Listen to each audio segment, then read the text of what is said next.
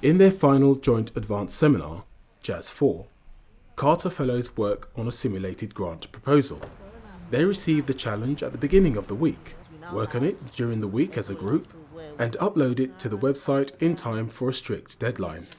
External assessors judge the work and announce their decision at the end of the JAS. The end point this week is that they have a proposal which is submitted at a deadline, and then that will be assessed. The motivation usually is the winning of an iPad. So we've been given a challenge. So it's more like a grant call for all the JAS 4 students.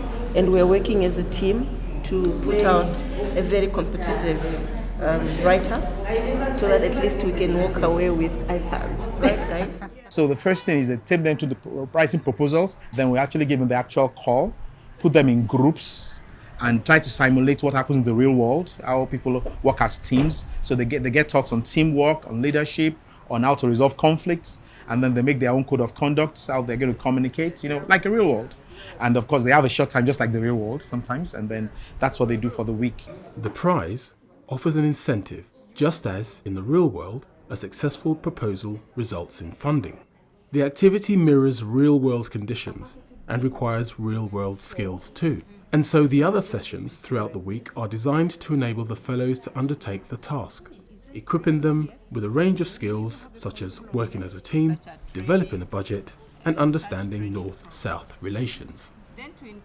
Right now, we're working as a team to submit an application for a call, a grant proposal to work on an emerging or re-emerging disease in Africa. So we're presently looking through the call for the proposal and trying to share out the individual tasks. Since we are 5 of us, so everybody has got their own opinion on how it should be.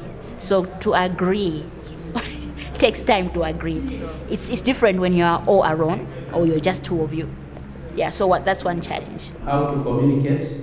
We have, as our colleagues have said, that we've created a WhatsApp group. The first thing we did was choose a team leader, and we're proud to present Catherine as our leader. Code of conduct, we hope to be truthful with each other, honest, transparent, dedicated to our team. There's a lot of group work. Even during the interactions, the facilitation, we tend to involve them a lot. They are exit students or fellows, and we think that they should be more vocal, and they should be allowed to do a lot of independent thinking, which happens. And I quite enjoy the feedback I get from them when we ask questions. So it's obvious that they are mature students and they are doing well.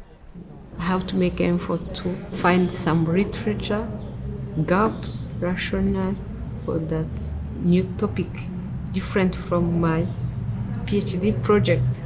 So identifying what is the gap, what is the available evidence, and how do we plan to respond to the gap? For me, always objectives are the most challenging, because if you don't have them set right, nothing else works. So I think we have revised them so many times. Every time we look at them, we're like, now this looks good. And then you start thinking, is it measurable? Is it specific? Smart. Is it smart?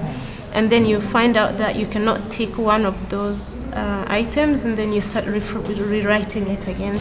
We have a template of the proposal, so to make sure that we have ticked everything in the template. And like going down the list is making us happy. We still have to write about our milestones and then the budgets. And those are the major things. That is left. Yes. The aspects we've been doing in this JAS 4 is important as we round up the program. These are not basically about our PhDs, but how we are going to integrate back into our workplaces and make a difference. So I think that's what all this is about. Unless someone has one. Yes, it's actually judged like a real proposal, and they give the feedback, detailed feedback on each proposal. Even the winning team gets feedback on how to do it better. It's to prepare them for the life as a researcher. To do research, you need to write grants that make money. You need money for research. So this particular exercise for this week is to prepare them for that role in the real world. Because we are faculties, majorly lecturers, when we go back, when we finish our PhD, will be involved in grant writing. The skills we are learning from CATA will also impact on other faculties in our institutions. And then it's also empowering us for us to write for future grants. So there will be grant holders in our various institutions.